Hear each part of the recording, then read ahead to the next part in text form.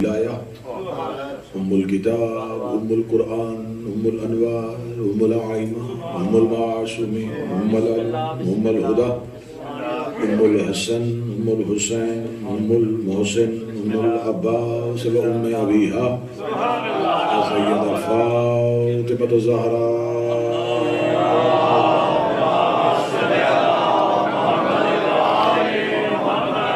ولعن اللہ تعالی علیہم اجمعین. اما بعد فقد قال حق سبحانہ تعالی فی کتابہ المجید و فرقانہ الحمید.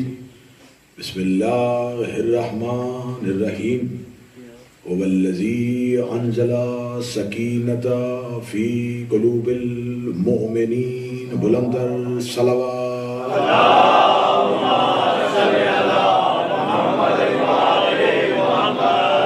دعائے مالکان ذکر، بندگان ذکر کا وارثان ذکر کے روبرو پیش ہونا قبول و منظور فرمائے. میرا خالق و میرا مالک، ان عبادات کا شمار، اس ذکر کا شمار جناب سیدہ کی خوشنودی میں شامل فرمائے.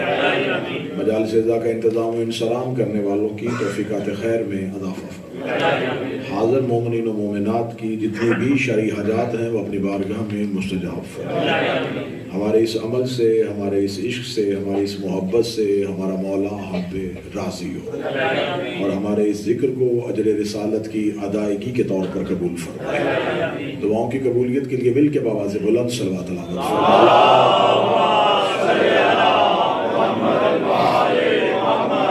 حمد و تعریف ہے اس پاک رب العزت کے لیے اور تمام ہی تعریفیں ہیں اس کی ذات احدیت کے لیے جس نے ہمیں یہ موقع نصیب فرمایا اور ہماری زبانوں اور ہماری سماعتوں کو اس قابل بنایا کہ ہم ان کا تذکرہ کر اور سن سکیں جس کا ذکر وہ خود فرشتوں کی محفل میں بیٹھ کے کرتا ہے. اور ابتدائی گفتگو میں ہمیشہ یہ اقرار کر کے ہی آغاز گفتگو کرتا ہوں کہ ہم میں سے کوئی بشر اس قابل نہیں ہے کہ وہ حقائق آل محمد بیان کر سکے. یہ مجالس ان کے حقائق بیان کرنے کے لیے نہیں بلکہ اپنی حقیقتوں کو تبدیل کرنے کے لیے. ہم ان کے فضائل سننے کے لیے آتے ہیں اور ان کی فضائل کے سمندر میں سے بھی اگر قطرہ نصیب ہو جائے تو ہم اسے معرفت سمجھ کے قبول کرتے ہیں. جیسا کہ کل کی مجلس موضوع صحاب حسین تھا، روزانہ کے اعتبار سے مجھے جو موضوعات دیے گئے جن پہ مجھے گفتگو کرنی ہے میں کوشش کروں گا کہ غیر روایتی انداز سے ممبر کے مروجہ قوانین سے ہٹ کے بہتر سے بہتر طریقے سے ان موضوعات پر گفتگو آپ سے ہو سکے. آج کا موضوع جو مجھے ڈاکٹر حسنات حمدانی صاحب نے دیا وہ موضوع ہے فضائل اور مصائب کے اعتبار سے اس شہزادی کا تذکرہ کرنا جسے تسکین قلب حسین کہتے ہیں. اور یقیناً یہ کچھ موضوعات اس طرح جانچ پرکھ کے ڈاکٹر صاحب نے میرے حوالے کیے ہیں کہ جن پہ فضائل کے حوالے سے کم گفتگو ہوئی ہو. اور میں یہ بھی گزارش کروں گا کہ میں میری حیثیت اس مکتب میں ایک انتہائی حقیر طالب علم کی ہے لیکن ان موضوعات سے متعلق آپ کے ذہن میں اور بھی کوئی سوالات اٹھتے ہوں تو آپ بالکل اس میں آر محسوس نہ کیجئے گا. آپ پوچھ بھی سکتے ہیں، اگر پوچھنا گوارا نہ کریں تو آپ ان سوالات کو کسی کاغذ پہ لکھ کے ڈاکٹر صاحب کے حوالے کر سکتے ہیں تاکہ میں انہی خمسہ مجالس میں ان سوالات کو بھی زیر گفتگو کر سکوں. آج کی امام زمانہ کی صحت و سلامتی کے آج کا ہمارا موضوع تسکین قلب حسین. کل گفتگو ہوگی فاتح شام بی بی پہ، پھر اس کے بعد اگلی مجلس جو ہے وہ شہزادی فضہ پہ ہوگی اور آخری مجلس جو ہے وہ سید الساجدین پہ ہوگی. تو ان موضوعات سے متعلق آپ کے ذہن میں کچھ سوالات ہوں تو آپ ضرور اسے ممبر سے کیجئے گا کیونکہ یہ ممبر ہے ہی سلونی کا ممبر ہے.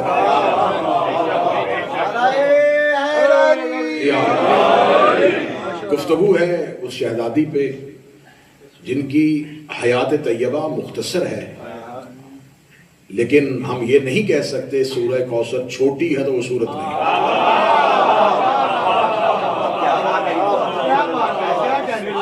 اب یہ نہیں کہہ سکتے کہ سورہ کوثر کا حجم چھوٹا ہے تو یہ قرآن نہیں ہے. اس شہزادی کی ظاہری حیات طیبہ مختصر ہے، لیکن اس شہزادی کا کردار کربلا میں بڑا واضح اور بڑا نمایاں ہے. میں نے کل کی گفتگو میں بھی یہ گزارش کی تھی اور آج پھر دہرانے لگا ہوں کہ واقعہ کربلا حادثاتی طور پر رونما نہیں ہوا، یہ اللہ اور حسین کا معاہدہ ہے. اس میں جس نے اپنا کردار ادا کیا ہے وہ رشتوں کے اعتبار سے نہیں آیا، عہدے کے اعتبار سے آیا.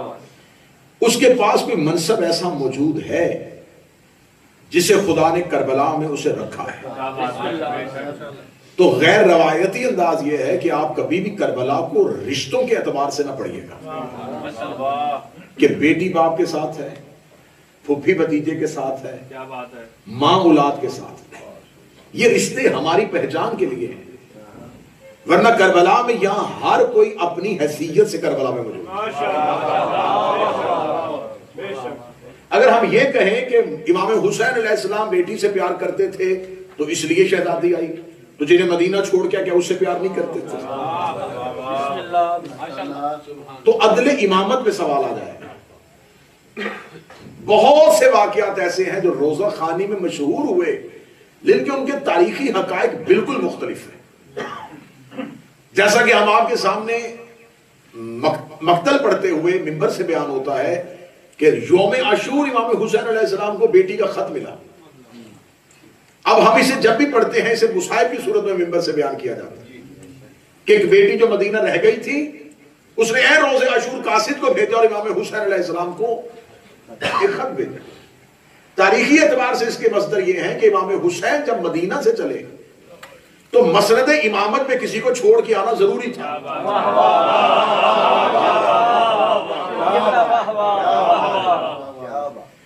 اب جب ہمارے پاس کوئی دلیل نہ ہوئی تو ہم نے ایک دلیل قائم کی کہ امام حسین علیہ السلام شہزادی کو اس لیے مدینہ چھوڑ کے گئے کہ اس بیٹی کی شکل جناب سیدہ سے ملتی تھی اور امام حسین یہ گوارا نہیں کرتے تھے.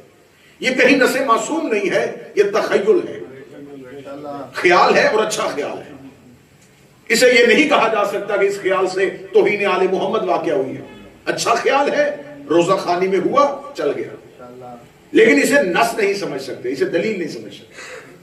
اگر ہم اسے دلیل بنائیں گے کہ اس بیٹی کو اس لیے چھوڑا کہ اس کی تصویر جو ہے، ان کی شکل شباہت جو ہے وہ جناب سیدہ سے ملتی تھی، تو پھر اس بی بی کو کیوں لے کے جو ہو بہو فاطمہ تھی؟ جناب زینب بنت علی صرف شباہتاً فاطمہ نہیں، ہر حوالے سے فاطمہ تھی.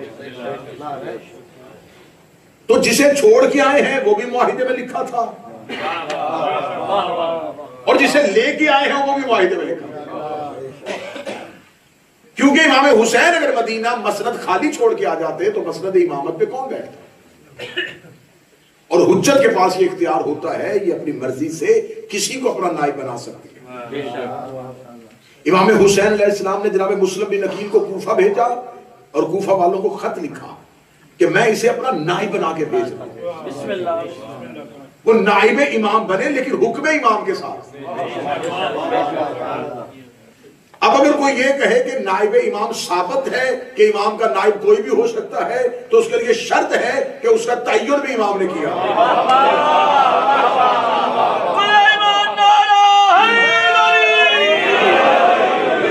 نائب امام ہونا شرط یہ ہے کہ تعین امت نہ تعین کرے کہ یہ نائب ہے، امام تعین کرے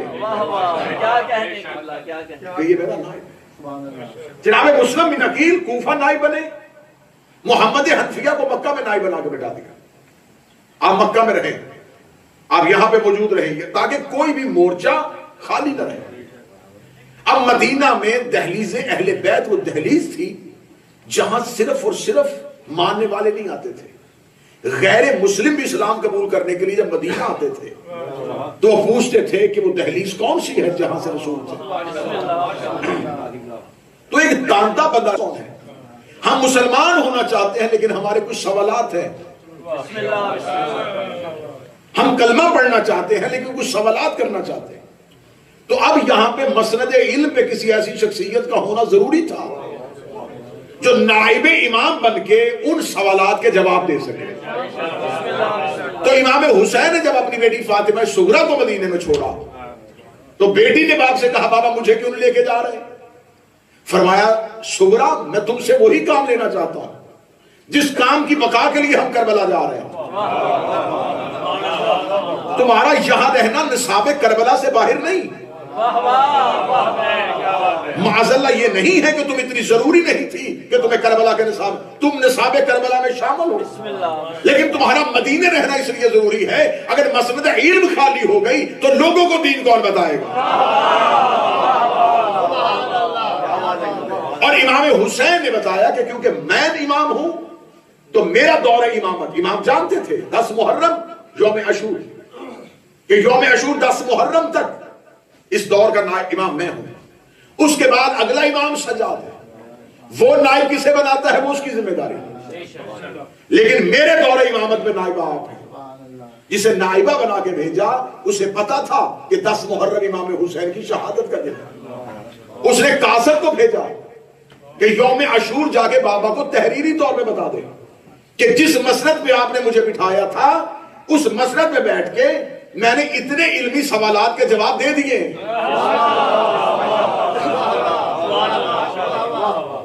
یہ ایک نائبہ کا اپنے وقت کے امام کے دیے ہوئے تصرف پہ امام کو آگاہ کرنا تھا. اب یہ مصادر تو موجود ہیں لیکن ہم ان واقعات کو اگر توڑ مروڑ کے پیش کریں گے تو ان واقعات کی روح ختم ہو جائے گی. کربلا آفاقی ہے، کربلا دیر پا ہے، کربلا 1400 سال سے زندہ ہے، کربلا ہمیشہ جوان ہے. کربلا کے اندر انتہائی آفاقیت ہے لیکن شرط یہ ہے کہ کربلا کو کربلا کے انداز سے سمجھا جائے. کربلا آج لوگ کہتے ہیں عزاداری میں یہ بھی تبدیل کر دو، عزاداری میں یہ بھی تبدیل کر دو. بہتر یہ ہے خود کو عزاداری سے تبدیل کرو.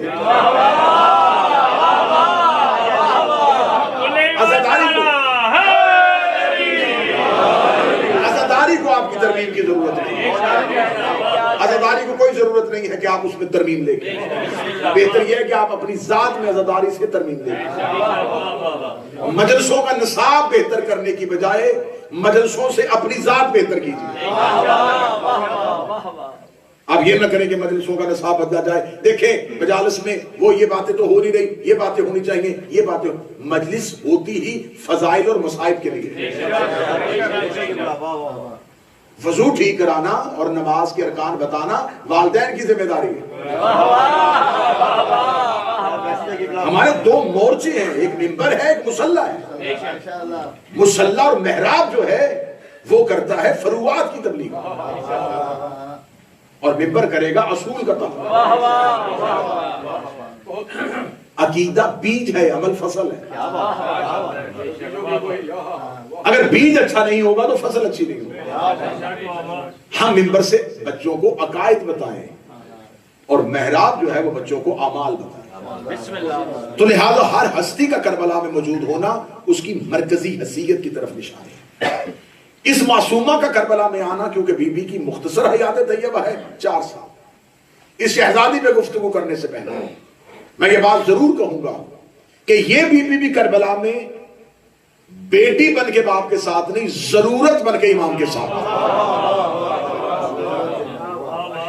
جتنا ضروری کردار زینب ہے اتنا ہی ضروری کردار سکینہ ہے. کربلا 3 چیزوں میں پھیل گئی ہے: خون، خطبہ، آنسو. 3 لفظ سنیے گا. خون حسین نے دیا، خطبہ زینب نے دیا، آنسو سجاد اور سکینہ نے دیا. خون تھا دین کے تحفظ کے لیے، خطبہ تھا قربانی کے تحفظ کے لیے، آنسو تھے اس قربانی کی تشہیر کے لیے.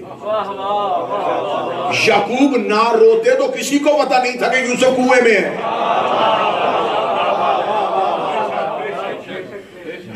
جناب یعقوب کا گریہ کرنا بزدلی کی علامت نہیں تھا، جناب یوسف کی مظلومیت کو نشر کرنے کے لیے. جناب یعقوب روزانہ گھر سے نکل کے بازار میں آ کے بیٹھ کے رونا شروع کر دیتے. جن بھائیوں نے یوسف کو کنویں میں پھینکا تھا تفاسیر کہتی وہ باپ کو زبردستی کھینچ کے اندر لے کے جا. بابا باہر نہ بیٹھ کے رویا کرے, رونا ہی ہے تو.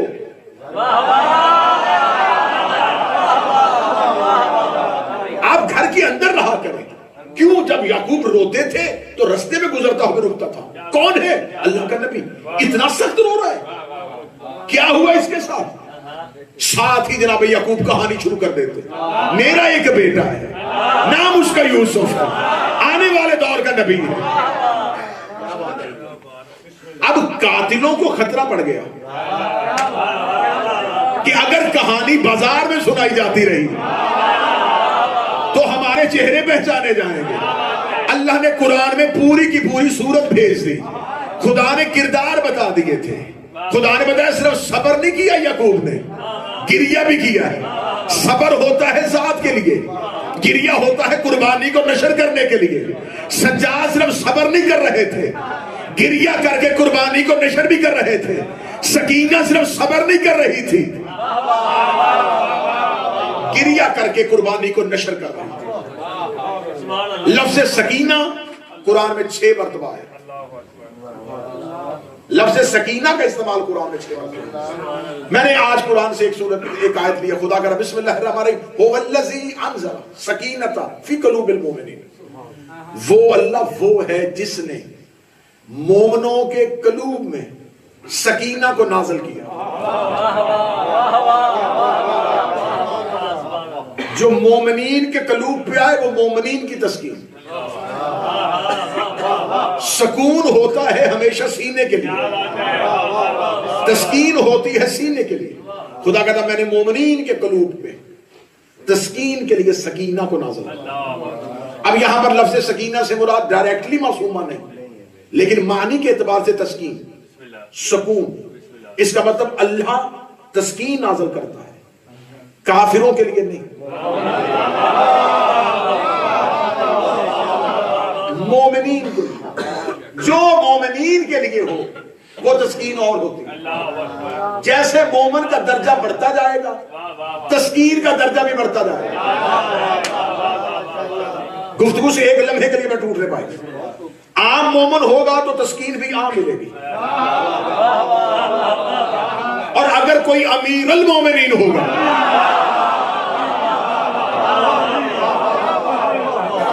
سکینت مومنین کی تسکین کا نام نہیں.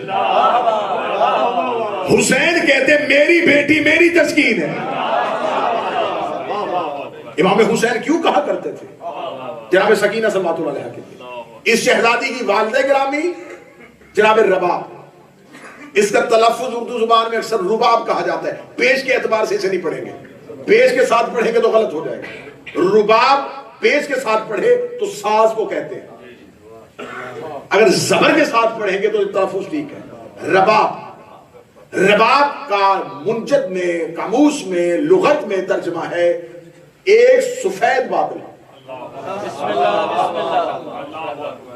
ایک سفید, ایک ایسا بادل. سفید بادل جو ہوتا ہے اس میں عذاب نہیں ہوتا. سفید بادل صرف رحمت کی علامت ہوتا ہے. جناب رباب شہزادی امرۃ القیس کی بیٹی, ان کو اللہ نے 2 بیٹے تھے, 2 اولادیں دی, ایک معصومہ سکینہ اور ایک شہزادہ علی اصغر. اب میں یہ لفظ کہنا چاہ رہا ہوں کہ معصومہ کا کردار کربلا میں بیٹی کے اعتبار سے نہیں, ایک عہدے کے اعتبار سے. وہ عہدہ کیا ہے وہ بھی آپ کے سامنے میں تفصیل کے ساتھ اسے عرض کرتا ہوں کہ معصومہ کو کربلا میں لے کے جانا کیوں ضروری تھا اور کس لیے حسین ابن علی معصومہ کو لے کے گئے.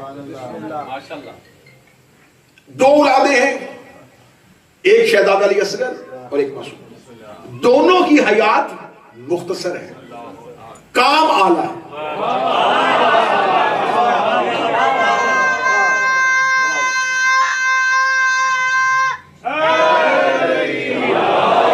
میں نے آیت اللہ رشدی کی کتاب پڑھی تو اس میں انہوں نے کہا تھا کہ اگر حسین ابن علی کے پاس یہ 2 کردار نہ ہوتے اور پورا معرکہ کربلا ہوتا, سارے ساتھی ہوتے اور علی اصغر اور سکینہ نہ ہوتے تو مظلومیت حسین ایسے نشر نہ ہوتی.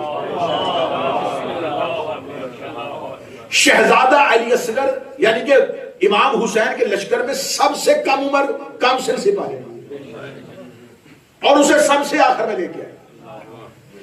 پیاس عباس سے زیادہ اصغر نے برداشت کی ہے.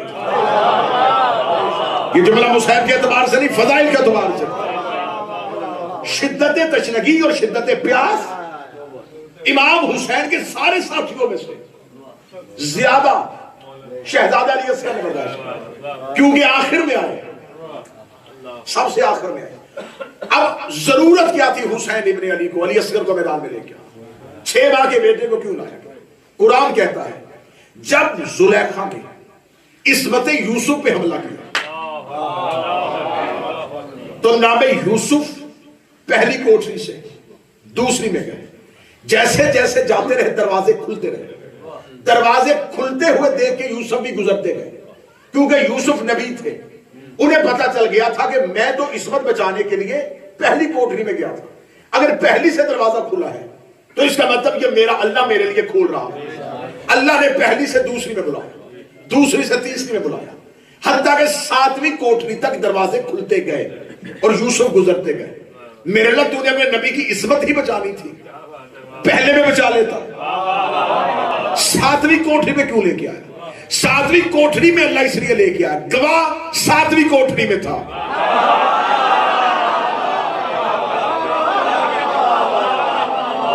گواہ چل کے نبی کے پاس نہیں گیا، نبی چل کے گواہ کے پاس آیا. جناب یوسف کو آنا پڑا گواہ کی طرف. خدا نے گواہ کو یوسف کی طرف نہیں بھیجا.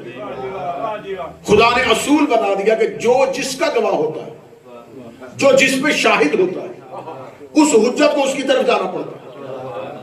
فاطمہ بنت اسد علی کو لے کر رسول کے گھر نہیں آئی تھی. 16 رجب کو رسول چل کے گئے تھے. جو جس کا گواہ ہو اس کی طرف خود جانا پڑتا. جناب یوسف کا گواہ وہ عزیز مصر کے کمرے میں گہوارے میں ایک بچہ. یوسف بھی اپنی گواہی دے سکتے تھے، لیکن قرآن کہتا ہے کہ ہم نے حجت کی گواہی اس معصوم سے دلوائی،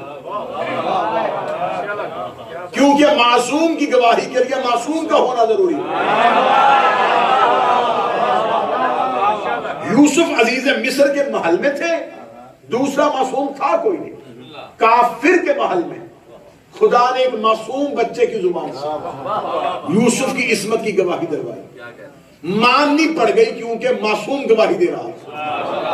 یوسف بھی معصوم تھا، اللہ کی حجت بھی ہے، لیکن اللہ نے حجت کی گواہی ایک معصوم سے دلوائی. اب جب یوسف کی گواہی پڑھی جائے گی، جیسے جیسے یوسف کی کہانی پڑھی جائے گی، گواہ کا تذکرہ خود بخود آ جائے گا. یوسف پہ حملہ ہوا تھا زلیخا نے، بچا کیسے؟ ایک نے گواہی دی تھی. اب جب تک یوسف کی کہانی زندہ رہے گی، گواہ کی گواہی زندہ رہے گی. اللہ کئی دفعہ گواہ کو ساتھ حجت کے ایسے کھڑا کر دیتا ہے تاکہ جب تک حجت زندہ رہے تب تک حجت کے ساتھ اس گواہ کی گواہی بھی زندہ رہے. جب تک حجت کی کہانی زندہ رہے تب تک اس گواہ کی گواہی زندہ رہے. اگلا واقعہ، جناب مریم کو قوم نے کہا یہ بچہ کہاں سے آیا؟ خود بھی بول کے گواہی دے سکتے تھے. اشارہ کیا گہوارے کی طرف اور بول پڑے جناب عیسیٰ. عیسیٰ نے بول کہ انی عبداللہ عطانی الکتاب وجعلنی نبی. عیسیٰ نے گواہی دے دی مریم کی عصمت. اب یہاں پر 4 گواہیاں ہیں جو گہوارے سے آئی ہیں. پہلا گواہ عزیز مصر کے محل میں، یوسف کا گواہ گہوارے میں، مریم کا گواہ گہوارے میں. ابو جہل آ گیا ابو طالب کے گھر. علی تھے گہوارے میں. اسے کہا کون ہے؟ فرمایا میرا گواہ. وہ اجدر کو لے کے آیا تھا. گہوارے میں رسول نے علی کو اشارہ کیا، گواہی دے میری نبوت کی، کیونکہ ان سے میں بہت کچھ بنوا چکا ہوں، یہ نہیں مانے. پتھروں سے کلمہ پڑھوایا، نہیں مانے. اب تو بول کے میری نبوت کی گواہی دے دے. اجدر کو چیرا، گواہی دے دی. 3 گواہ، تینوں نے گواہی دی گہوارے میں. تینوں کے تذکرے موجود ہیں. عزیز مصر کا گواہ جو عزیز مصر کے محل میں تھا، اس گواہ نے گواہی دی یوسف پہ، اس کی گواہی ختم ہو گئی صرف یوسف تک۔ نہیں، میں پھر جملہ دہرانے لگا، جس نے یوسف کی گواہی دی تھی وہ صرف عصمت یوسف پہ دی تھی، پورے دین پہ نہیں۔ جناب عیسیٰ نے گواہی دی صرف کردار مریم پہ، یوسف کے گواہ نے صرف یوسف کو بچایا تھا، عیسیٰ کی گواہی نے صرف مریم کو بچایا تھا، حیدر کی گواہی نے مکے میں نبی کی نبوت کو بچایا تھا، حسین اس وقت اصغر کو لے کے آئے ہیں جب 1.25 لاکھ انبیاء کربلا کے ٹیلوں پہ کھڑے تھے، اب کام بھی بڑا تھا، گواہ بھی بڑا چاہیے تھا۔ حسین جھولے سے علی اصغر کو لے کے آئے، علی اصغر نے صرف باپ کی گواہی نہیں دی، پورے دین کی گواہی دی۔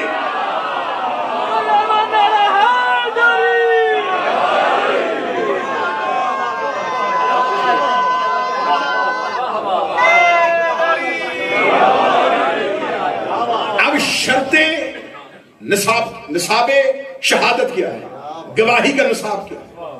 2 عادل گواہ، 2 عادل گواہ موجود تو مقدمہ جیتا جا سکتا ہے۔ حسین کا مقدمہ تھا دین کا تحفظ۔ حسین خود گواہی دے نہیں سکتے تھے کیونکہ حسین دعویٰ تھے، حسین خود دعویٰ تھے۔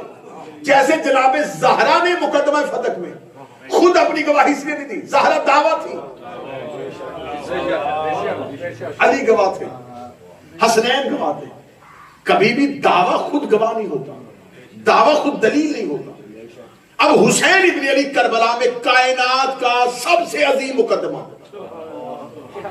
اب مجھے بتاؤ کہ حسین ابن علی کے لیے میں نے کل تفصیلاً بتایا کہ اللہ نے کربلا کی زمین چنی، حسین کے صحاب چنے، فرات کا کنارہ چنا، ہر چیز اللہ نے چنی ہوئی تھی کہ مجھے ایک ایسا تحفظ چاہیے اپنے دین کے لیے جس کے بعد میرے دین کو خطرہ کوئی نہ ہو۔ تو جتنا بڑا دعویٰ تھا اتنے بڑے گواہ چاہیے تھے۔ حسین ابن علی کا دعویٰ اپنی امامت کے لیے نہیں، حسین یہ نہیں کہہ رہے تھے مجھے امامت، یہ دعویٰ تھا پورے دین کے لیے جو آدم سے شروع ہوا تھا۔ لیکن حسین ابن علی کا دعویٰ بڑا تھا، گواہ بھی اتنے ہی بڑے چاہیے تھے۔ اب 2 عادل گواہ چاہیے تھے۔ اب شرط یہ ہے، نصاب شہادت یہ ہے کہ اگر ایک مرد ہوگا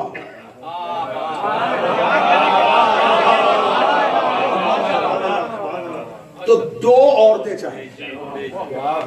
حسین ابن علی جب شہزادہ علی اصغر کو لے کے آئے تو حسین ابن علی نے اصغر کو ہاتھوں پہ لیا، لے کے بطور گواہ پیش کیا، یہ ہے میری مظلومیت کا گواہ۔ علی اصغر کی گواہی کربلا میں قربانی کے طور پہ نہیں، گواہی کے طور پہ درج ہو رہی ہے۔ شہادت ویسے بھی گواہی کو کہتے ہیں۔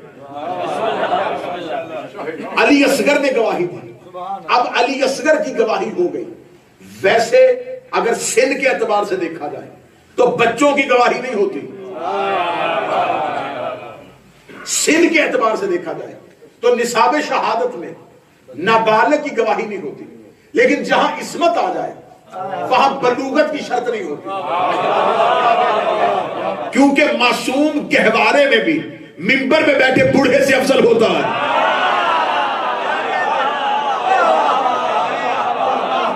عصمت گہوارے میں بھی، جیسا کہ جناب سید الساجدین جب دنیا میں آئے تو جناب سید الساجدین کا دنیا میں آنا تھا تو انبیاء مبارکباد دینے کے لیے آئے، ملائکہ مبارکباد دینے کے لیے حسین بن علی کو آئے، تو اچانک جناب خضر نبی مسجد میں داخل ہوئے، ایک لباس اور خوشبو، لوگوں نے سر کھڑے کر لیے، یہ کون ہے؟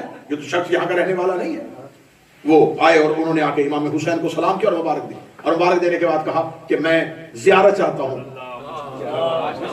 تو امام حسین جناب خضر کو لے کے شہزادہ علی ابن الحسین زین العابدین کے گہوارے کے قریب گئے، گہوارے کے قریب گئے تو کپڑا ہٹایا، جناب خضر نے دیکھا اور دیکھے گا حسین کتنا خوبصورت بچہ ہے۔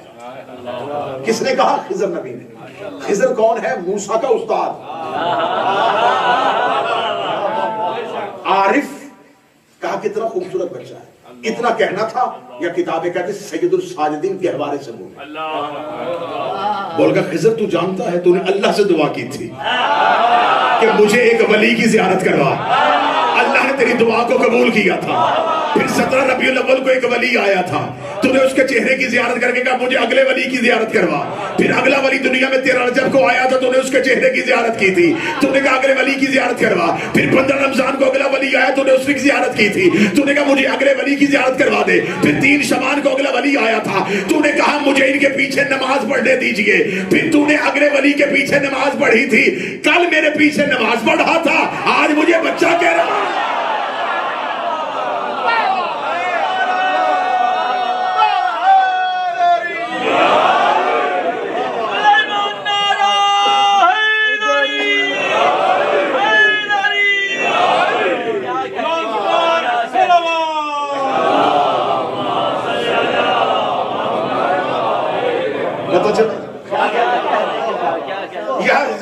بالکل بھی بلوغت والی کوئی شرط نہیں. یہ کہا جائے بچہ تھا. عصمت کی ہاں بچپنا نہیں ہوتی. وہ اصغر ہے لیکن یہ بھی ذہن میں رکھنا وہ علی بھی ہے. جو اردو الفاظ سمجھتے ہیں, جو ادب سمجھتے ہیں, اصغر کہتے ہیں چھوٹے کو, علی کہتے ہیں بڑے. جن کا اصغر بھی علی ہو,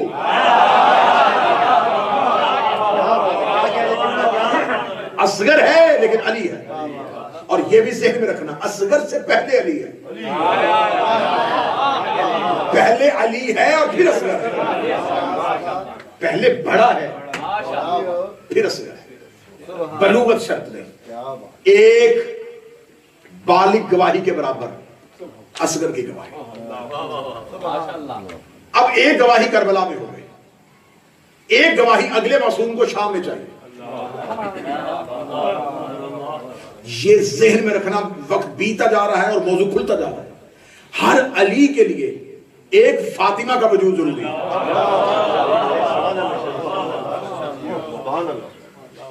اگر کوئی اس دور کا علی ہوگا تو اس دور میں اس علی کے ساتھ ایک فاطمہ کا وجود ضروری ہے.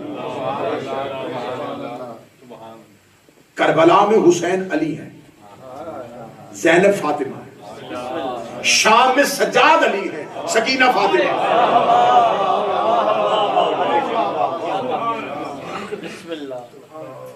سوال پیدا ہوتا ہے جن بھیڑیوں نے حسین کا علی اصغر نہیں چھوڑا, انہوں نے سجاد کو قتل کیوں نہیں کیا؟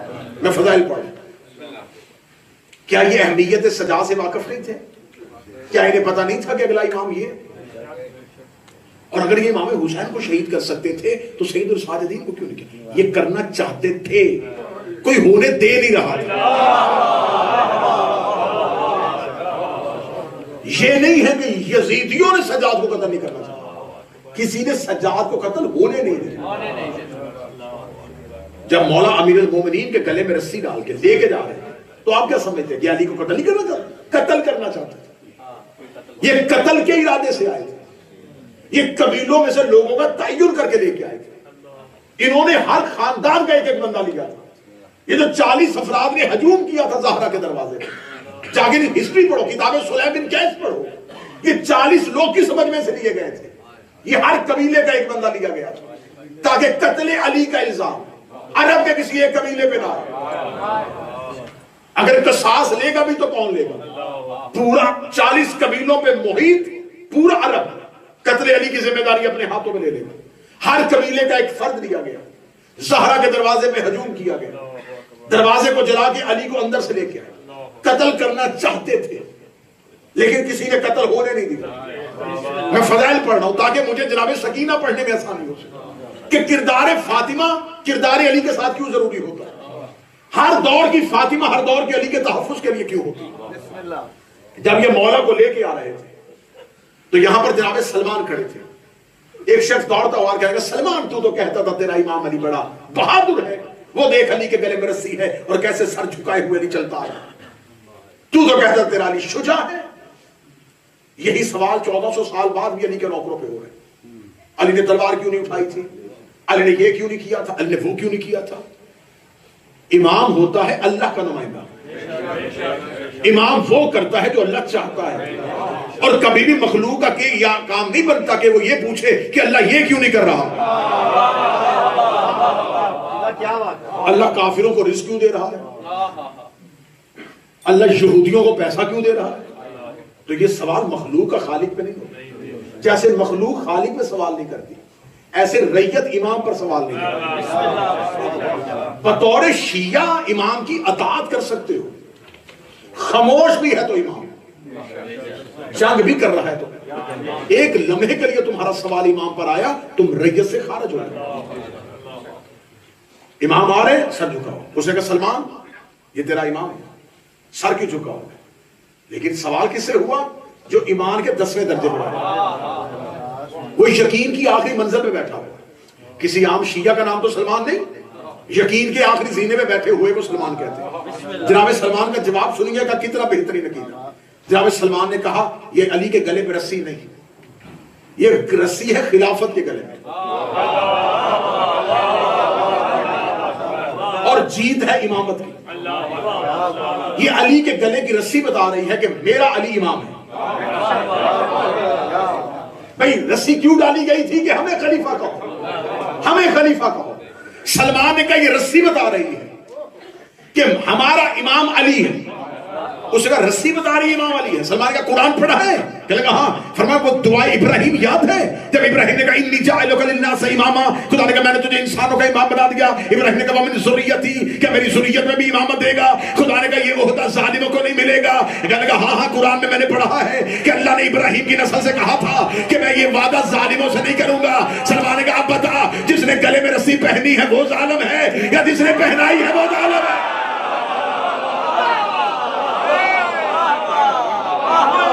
بتا جس کے گلے میں رسی ہے.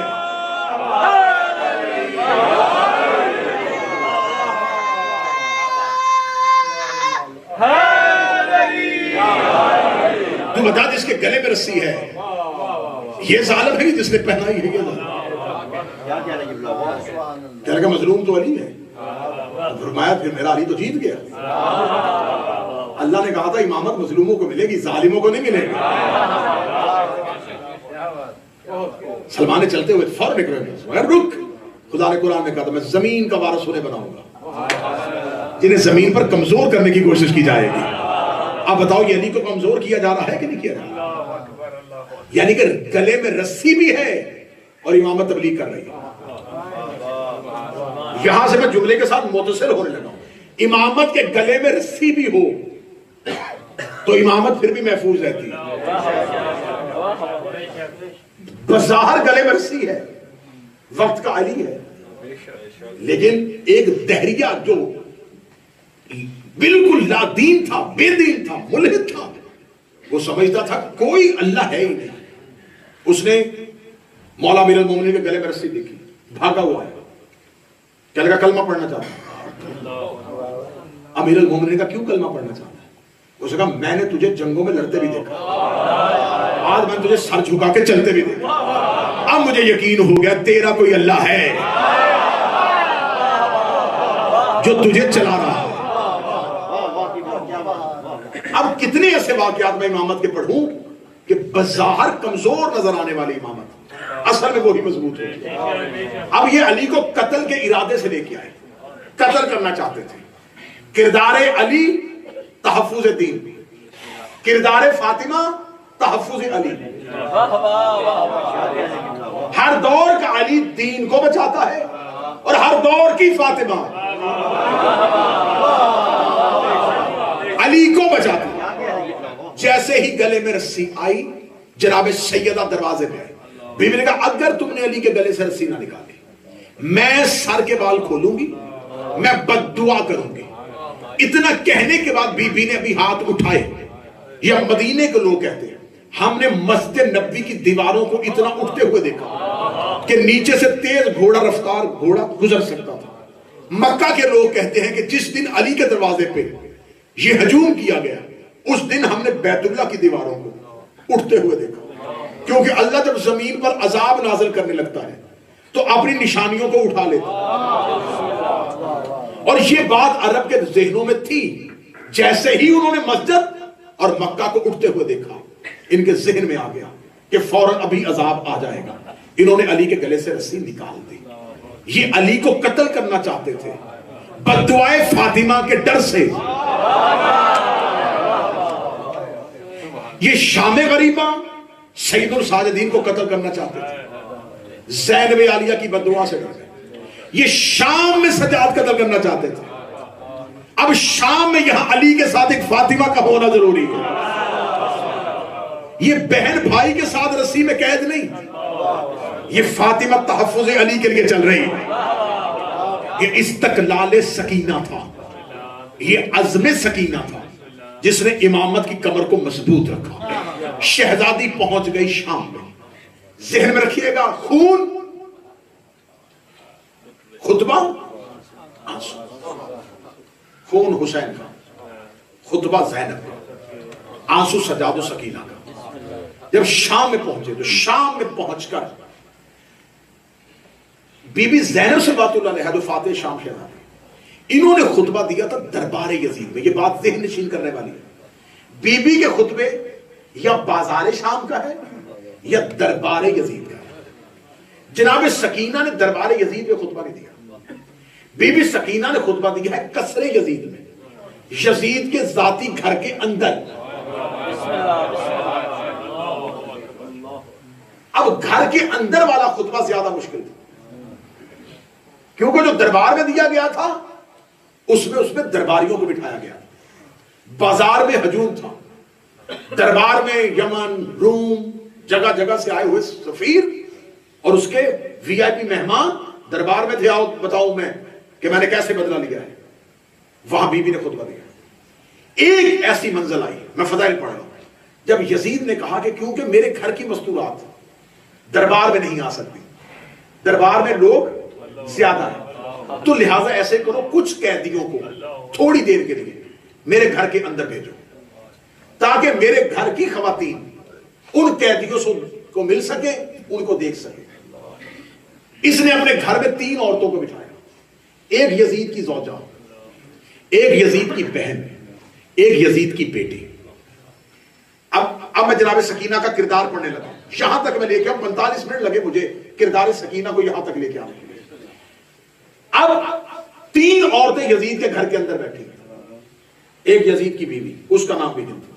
یزید کی بہن, اس کا نام بھی ہندی تھا. اور یزید کی بیٹی عاتکہ. یہ جو عاتکہ بیٹھی ہے یہ صرف ایک ملعون کی بیٹی نہیں, یہ آنے والے دور میں ایک ملعون کی بیوی بنے گی اور 11 ملعونوں کی ماں بنے گی.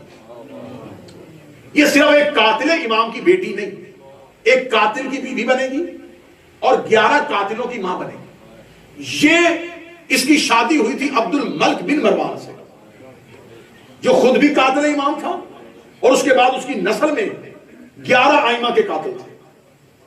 اب جناب سکینہ کا کردار کربلا میں کیسے بچا کے رکھا ہوا تھا. جب یزید نے اپنے گھر کے اندر کرسیاں لگائیں اور 3 خواتین کو بٹھا دیا, یزید کی بیوی, یزید کی زوجہ, یزید کی بیٹی.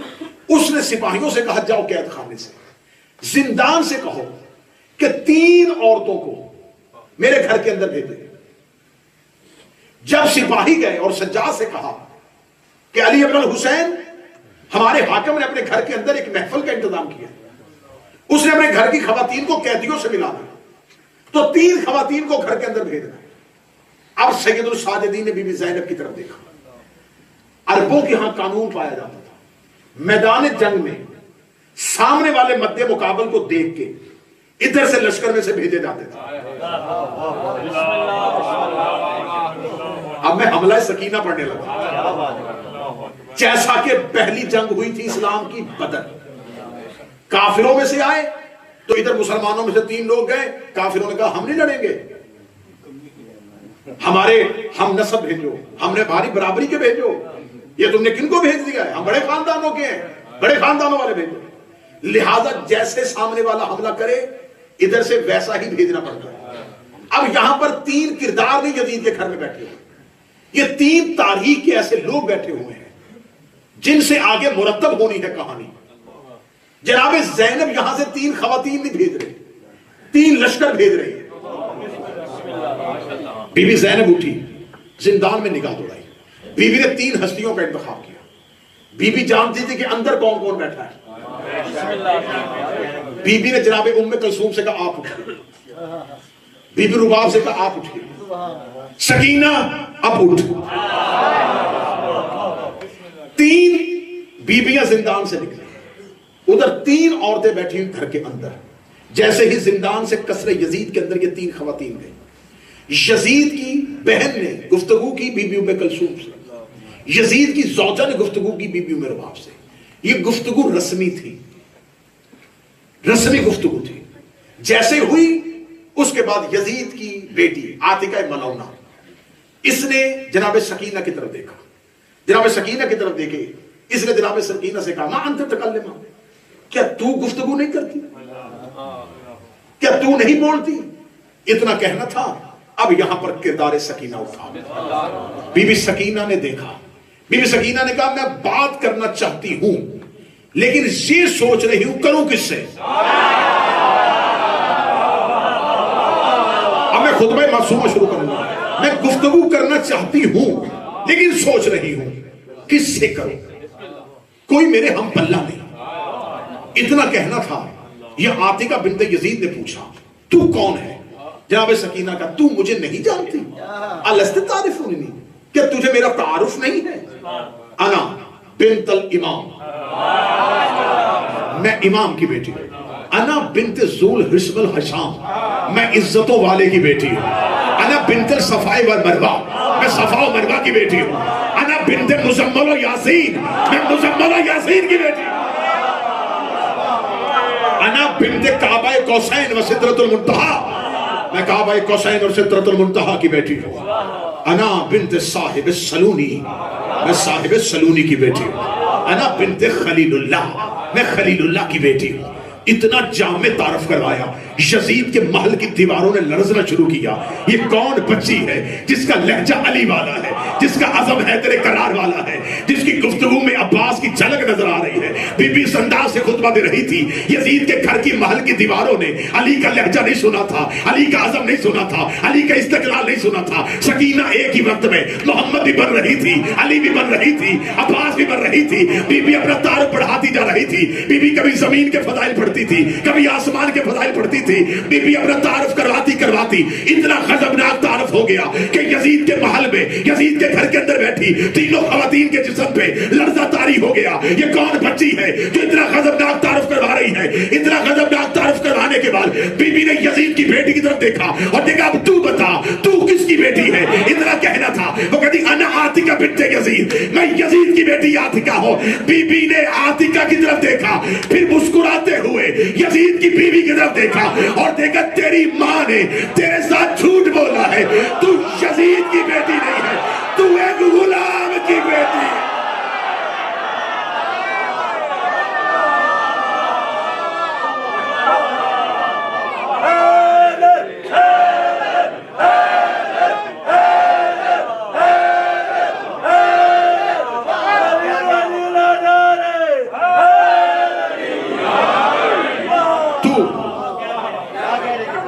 تیری ماں نے تیرے ساتھ جھوٹ بولا ہے, تو بنت یزید نہیں, تو ایک غلام کی بیٹی ہے. بی بی نے جو عربی میں اشعار پڑھے, کیا فصاحت تھی اس میں, کیا بلاغت تھی اس میں. بی بی نے کہا تیری ماں نے اعتکاف کیا تھا 3 دن ایک غلام کے ساتھ. کیا لہجے میں فصاحت تھی, کیا بلاغت تھی. بی بی نے آنکھوں کے سامنے شرمندہ کیا. یزید کی بیوی روتی ہوئی کمرے میں چلی گئی. روتی ہوئی کمرے میں جا کے یزید کہتی کس کو بلا لیا تو نے, یہ کون بچی ہے جو بول رہی ہے, اس نے میرے گھر کا ماحول تبدیل کر دیا. یزید کے گھر میں کوہرام بپا ہوا. یزید کی بیٹی روتی ہوئی کمرے میں چلی گئی, یزید کی بیوی روتی ہوئی کمرے میں چلی گئی. اس ملاؤں نے فوراً دربار سے پیغام بھیجا, یہ سجاد نے کس کو بھیجا تھا میرے گھر میں. اتنا کہنا تھا کہ سید الساجدین مسکرائے. اب جو سکینہ پلٹ کے زندان میں واپس آئی, سجاد نے دروازہ زندان پہ استقبال کیا. سجاد دے کے کہتے سکینہ کاش کاش کاش بابا تیرے خطبے کو سنتا.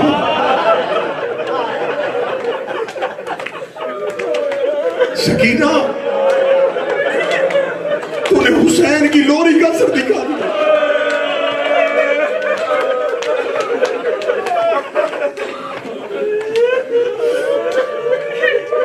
جیسے مولا سجاد نے استقبال کیا، جیسے خیبر سے واپسی پہ حیدر کا رسول نے استقبال کیا،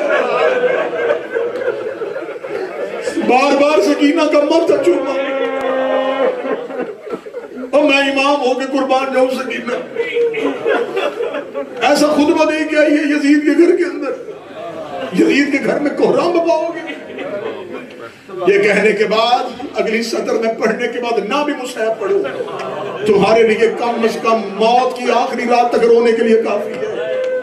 مولا سجاد نے یوں سکینہ کو سینے سے لگایا، لگانے کے بعد تو خطبہ دے آئی ہے، لیکن تو بتاؤں یہ امت بڑی ظالم ہے، یہ ایسے خطبوں کے بعد فاطمہ کو زندہ نہیں رہنے دیتی۔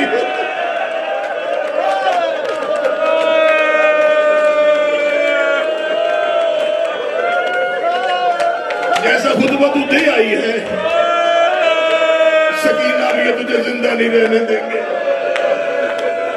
مولا حسین سلامت رکھے، جس کے گھر میں بیٹی ہے اللہ تیری بیٹیوں کے نصیب اچھے رکھے۔ سکینہ بھی سنت نے تمہیں زندہ نہیں رہنے دینا، یہ فاطمہ کو مار دیتے ہیں، یہ فاطمہ زیادہ دیر زندہ نہیں رہنے دیتے۔ وہ تو آج زہرا بن کے بول آئی ہے، تو آج فاطمہ بن کے بولا۔ یقیناً بڑے گوشے بھی خالی تھے۔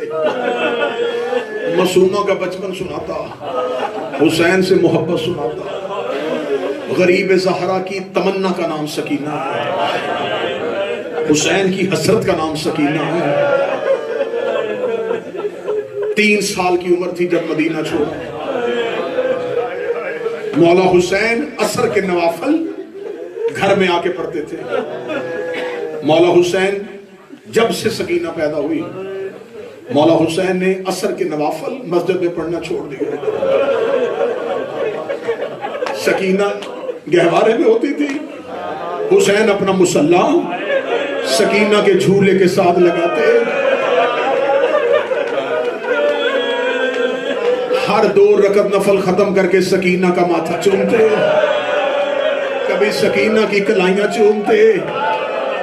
کتابیں کہتی ہیں حسین ابن علی طول سجدے کرتے، سجدوں کو طول دیتے، اتنے طولانی سجدے کرتے، اور سجدے کر کے کہتے میرے اللہ تیرا شکر ہے تو نے مجھے سکینہ دی ہے۔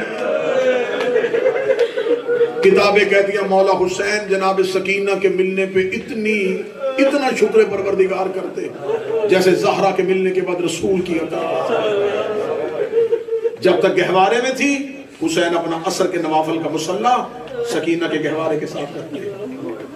سکینہ چلنے کے قابل ہو گئی۔ کتابیں کہتی ہیں اب بیٹی باپ کا انتظار کرتی تھی۔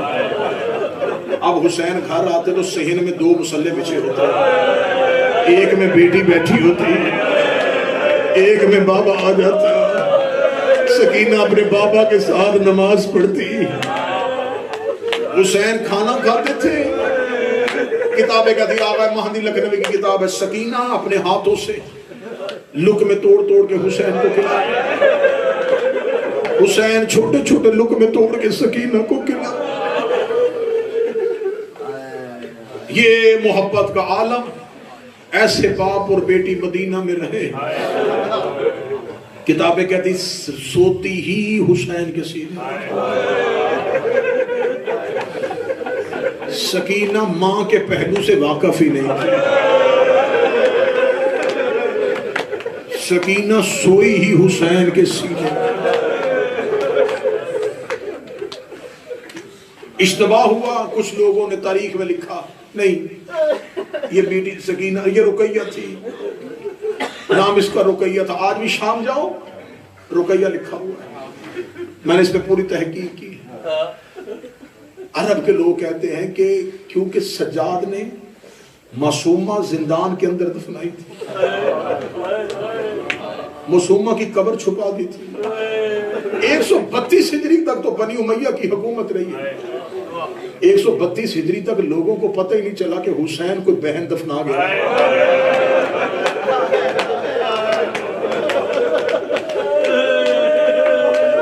132 ہجری کے بعد لوگوں کو پتہ چلا یہاں کوئی قبر بھی ہے۔ میں یہ کس کی قبر ہو سکتی ہے؟ زینب فرمایا نہیں وہ تو مدینے چلی گئی. کلثوم کہتے نہیں اس کا بھی مدینے جانا، اس کا نوحہ ہے مدینے میں. پھر عرب والوں کے ذہن میں نام نہیں تھا. رقیہ نام رکھا عرب والوں نے رقت کی وجہ سے. انہوں نے کہا ہمیں نہیں پتا کون ہے، لیکن ایک بچی تھی جو زندان میں بڑا روتی تھی. رقت کی وجہ سے نام رقیہ پڑ گیا. ایک روایت ہماری کتابوں میں آئی ہے، اس کے صحیح السند ہونے کی دلیل نہیں لیکن تواتر ہے، مشہور ہے کہ جب مسلسل ایک سگزادے کی گھر میں بیٹیوں کو خواب آتا رہا کہ میرا تعویذ قبر تبدیل کرو، میں حسین کی بیٹی ہوں. اور کتابیں کہتے ہیں جب وہ سیدزادیوں نے تعویذ قبر کھولا تھا تینوں کی تینوں بے ہوش ہو گئے. جب روتے ہی باہر آئیں باپ نے پوچھا کیا ہے؟ رو کے کہتی آج بھی ہاتھوں میں رسیاں بندھی، آج بھی چہرے پہ نیلے تماچوں کے نشان.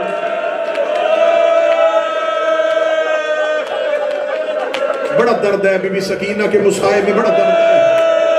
میں کوشش کروں گا جتنا برداشت کر سکوں اتنا سناؤں. یہ بی بی شہادت حسین کے وقت لشکر اشقیاء پتہ چل گیا تھا کہ حسین کی کوئی بیٹی ہے. میں جملہ پھر دہراتا ہوں، شاید چیخوں میں جملہ ضائع ہو گیا. حسین زندہ تھے جب قاتلوں کو پتہ چل گیا کہ اس غریب کی کوئی بیٹی ہے جس سے یہ بڑا پیار کرتا ہے. کیونکہ قاتل کہتے جب حسین گھوڑے سے گر رہا تھا، حسین خیمے کی طرف منہ کر کے کہہ رہا تھا یا سکینہ تو او میری بیٹی سکینہ. حسین نے گرتے ہوئے بیٹی کو بلایا. قاتلوں کو پتہ چل گیا کہ حسین کو کسی بچی سے بڑا پیار ہے. بس شام غریبہ جب خیموں کو آگ لگی ہے، جس کے گھر میں بیٹی ہے جگر پھٹ جائے گا. جملہ پورا پڑھو تو ان ملونوں کو حسین کی زندگی میں پتہ چل گیا اس حسین کی کوئی بیٹی ہے، نام اس کا سکینہ ہے. جب انہوں نے خیموں کو آگ لگائی ہر کوئی پوچھ رہا تھا سکینہ کون ہے، سکینہ کون ہے، سکینہ کون ہے.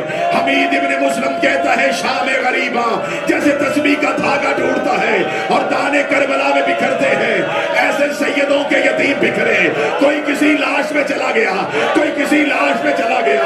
حمید کہتا میں ٹیلے میں بیٹھا دیکھ رہا تھا، ایک بچی کے کرتے کو آگ لگی ہوئی تھی، وہ روتی ہی مقتل میں پھر رہی تھی. حمید کہتا میں سوچ رہا تھا یہ بچی کس کی لاش میں جائے گی، یا دور سے گھوڑے سوار آ گیا. اس بچی نے چہرے پہ ہاتھ رکھے، لیکن یا شیخہ حال رائے تابیک ہے، اور شیخ تو نے کہیں میرا بابا دیکھا ہے. یہ ملون کا من آنتے تو بیٹی کس کی ہے؟ رو کہ دی انا سکینہ بنت الحسین، میں حسین کی بیٹی سکینہ ہوں. یہ کمینہ گھوڑے سے اترا، اس کے ہاتھ کا وزن زیادہ تھا، سکینہ ریت میں گر گئی. حوصلے کے ساتھ، حوصلے کے ساتھ، حوصلے کے ساتھ.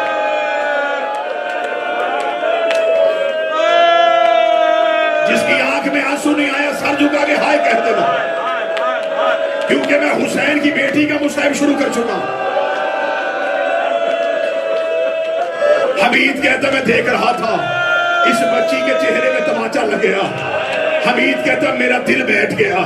حمید کہتا میں نے سوچا اب یہ بچی خیمے واپس چلی جائے گی. بچی خیمے نہیں گئی، بچی مقتل میں دوبارہ چلی گئی. حمید کہتا میں سوچ رہا تھا یہ کس کی لاش میں جائے گی. حمید کہتا یہ ایک لاش میں گئی جس کا صرف سینہ باقی تھا. یہ حسین کے سینے میں سر رکھ دیا. رو کے کہتی بابا آنکھیں کھول، بابا تیری بیٹی ملنے کے لیے آئی ہے. حمید کہتا میں ٹیلے میں منظر دیکھ. حمید کہتا ہے میں ٹیلے میں منظر دیکھ رہا تھا، یہاں یہ 25 لاشیں اٹھی اور اس نے دوڑنا شروع کر دیا. حمید کہتا میں نے کہا خیمے تو ادھر ہیں، یہ بچی ادھر جا رہی ہے، شاید یہ رستہ بھول گئی ہے. حمید کہتا میں ٹیلوں سے دوڑا، میں اس بچی کے آگے آیا، میں نے کہا بچی خیمے پیچھے ہے. روکدی خیمے نہ بتا، مجھے بتا فرات کدھر ہے. پانی نہیں پینا، میرا جگر پیاسا مارا گیا۔ میں نے کہا پھر کہاں جائے گی؟ رو کے دی وہاں میرا چاچا عباس ہے، مجھے عباس کی لاش پہ لے جا، میں چچا عباس کو بتاؤں حسین کے قاتل مجھے تماچے مار۔ حوصلہ حوصلہ۔ ایک بار مجھے کوئی فرات میں عباس کی لاش پہ چھوڑ آئے۔ حمید کہتا ہے میں نے بچی کو اشارہ کیا، بچی سیدھی جاتی جا، یہی فرات کا رستہ ہے۔ حمید کہتا میں ٹیلے پہ بیٹھا تھا، وہ بچی فرات کی جانب دوڑنا شروع ہوئی۔ حمید کہتا میرا دل بیٹھ گیا، کاش میں یہ منظر نہ دیکھتا کہ کچھ گھوڑا سواروں کی نظر اس بچی پہ چلی گئی، انہوں نے اپنے گھوڑوں کو اس بچی کے پیچھے دوڑایا۔ حمید کہتا میں نے پہلی بار دعا کے ہاتھ بلند کیے، میں نے کہا میرے اللہ ان ملعونوں کو بچی نظر نہ آئے۔ حمید کہتا میں پیچھے دوڑا، یا ان کمینوں نے اس بچی کو گھیر لیا، انہوں نے اپنے گھوڑوں کو اس بچی کے گرد چکر پہ لگایا۔ یہ بچی سہمی ہوئی ریت میں بیٹھی تھی۔ حمید کہتا اس کے چہرے پہ نیلے نشان تھے۔ حمید کہتا کاش میں مر جاتا، میں یہ منظر نہ دیکھتا۔ ایک کمینے کی نگاہ چاند کی چاندنی میں اس بچی کے دروں پہ چلی گئی۔ یہ ملعون گھوڑے سے اترا، اس نے دروں کو کھولا نہیں، اس نے دروں کو چھینا، بچی کے کان سے خون چشمہ بن کے ابلا۔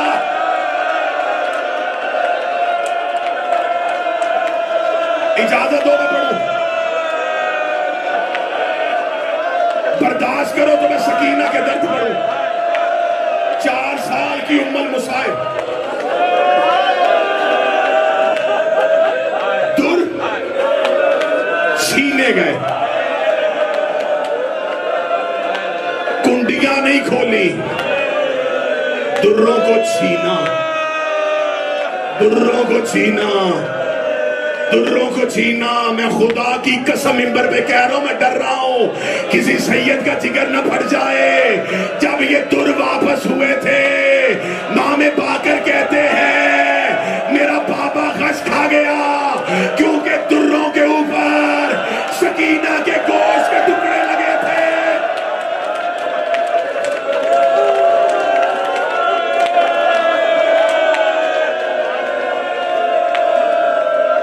کڑتا جلا ہوا، کان پھٹ گئے، چہرے پہ یتیمی کے تماچے،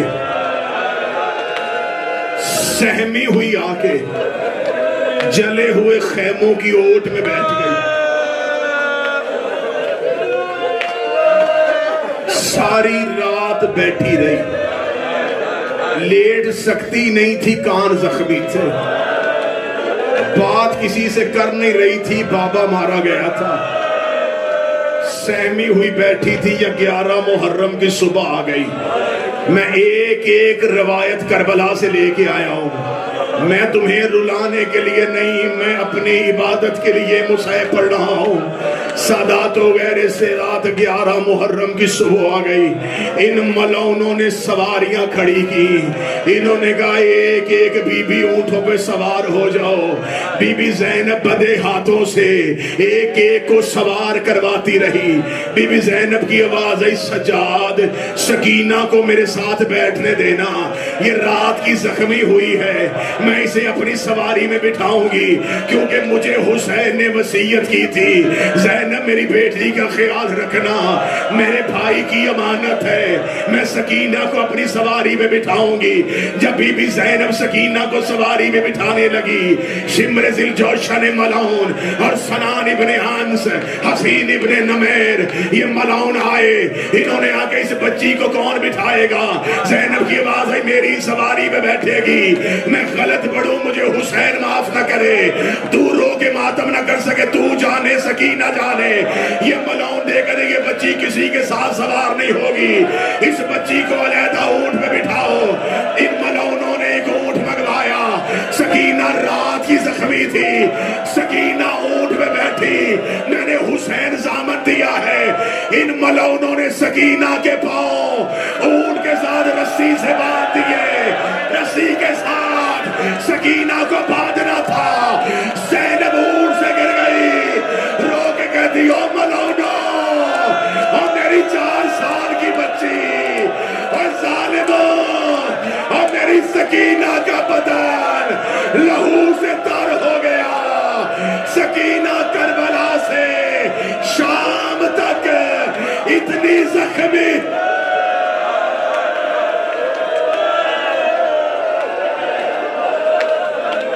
کتنی زخمی ہوئی، چھوڑ دیا، جتنا رونا تھا وہ تم رو چکے، اس سے زیادہ بشری تقاضا بھی نہیں ہے۔ مجھے علم ہے کہ مجمع میں اکثریت سادات کی بیٹھی ہو، سیدوں سے یہ درد برداشت نہیں ہونے، حسین کی بیٹی کے درد نہیں سنے جانے۔ بس میں ایک نوحہ پڑھنے لگا ہوں، میرے بعد نوحہ پڑھا جائے گا، لکھا بھی شاعر نے ہوگا، پڑھیں گے بھی نوحہ خان۔ میں وہ نوحہ پڑھنے لگا ہوں جو خود سکینہ نے پڑھا تھا، اپنی غربت میں پڑھا تھا۔ جب سکینہ کی آخری رات آ گئی، روتی ہوئی سجاد کے قریب آئی، رو کے کہتی سجاد آج میں تجھ سے کچھ باتیں کرنا چاہتی ہوں۔ مولا سجاد نے سکینہ کو زانوں میں بٹھایا، رو کے کہتی آج تجھے امام سمجھ کے نہیں، آج تجھے بھائی سمجھ کے نہیں، آج میں ایسے باتیں کروں گی جیسے بیٹیاں باپ سے کرتی ہیں۔ سجاد کی آواز آئی سکینہ بول، میں تیرا بھائی نہیں، میں تیرا باپا ہوں۔ اتنا کہنا تھا، اپنے زخمی ہاتھوں سے سجاد کا چہرہ ڈھونڈا، سجاد کی داڑھی پہ ہاتھ رکھے، رو کے دی سن پھر سجاد 11 محرم سے لے کے اب تک میں نے کچھ درد تجھے نہیں بتائے، آج سکینہ کی آخری رات ہے، آج سکینہ سے درد سن لے۔ سجاد کی آواز آئی بول سکینہ، رو کے کہتی میرا پہلا درد سن لے۔ سجاد مجھے تیری جوانی کی قسم ہے، مجھے اب تیرا چہرہ نظر نہیں آتا، انہوں نے میرے منہ پہ اتنے تماچے مارے ہیں، سجاد میری آنکھیں پھٹ گئی ہے، سجاد میری بینائی چلی گئی ہے۔ رو کے دی سجاد دوسرا درد سن لے۔ سجاد مجھے بتا دادی زہرا کیسے زخمی تھی؟ آواز آئی زہرا کا پہلو زخمی تھا۔ رو کے سجاد کے سر پہ ہاتھ رکھا، رکھ کے کہتی تیری غربت کی قسم میری پسلیاں ٹوٹ گئی ہے، انہوں نے مجھے اتنے تازیانے مارے ہیں، سجاد اب مجھ سے